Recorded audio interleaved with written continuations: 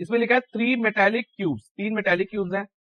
ऐसे ही एक ये मेटेलिक क्यूब हो गई। ऐसे कितने मेटेलिक क्यूब्स हैं? 3 है। 3 मेटेलिक क्यूब्स इस तरह की है। तो एक क्यूब तो यही हो गई और दूसरी ये हो गई। एक और बना लेते हैं हम।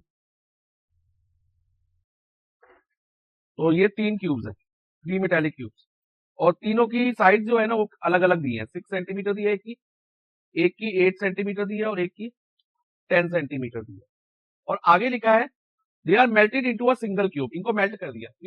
ये अंदर इनके अंदर सॉलिड बना फिल था, इनको मेल्ट किया। तो मतलब आयरन की हो सकती है, गोल्ड की हो सकती है, किसी भी मेटल की समझ लो, मेटेलिक क्यूब है। तो इसको हमने मेल्ट करके एक सिंगल क्यूब में कन्वर्ट कर दिया।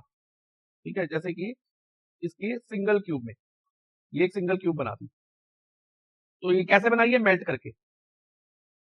अब जब हम मेल्ट करके कोई चीज बनाते हैं ना, तो जितनी भी चीजें बनाते हैं उनकी वॉल्यूम एक जो हमने चीज मेल्ट करके न्यू थिंग बनी है उसके इक्वल होती है।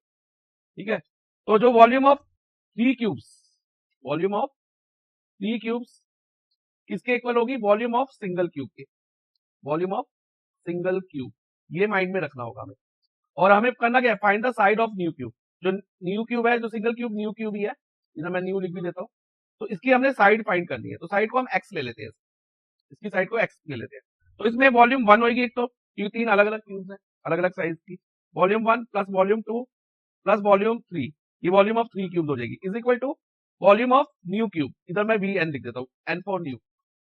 अब क्या होगा? Volume of first cube. Cube का फॉर्मूला क्या होता है? वॉल्यूम ऑफ क्यूब का साइड क्यूब, ये फॉर्मूला होता है। तो यानी कि वो फर्स्ट क्यूब की 6 क्यूब हो जाएगा। Volume of second cube 8 cube इस फॉर्मूले के according, plus volume of third cube क्या होगी? 10 क्यूब। और वॉल्यूम ऑफ न्यू क्यूब की जो साइड हमने एक्स एज्यूम करी है, तो ये एक्स क्यूब हो जाएगी।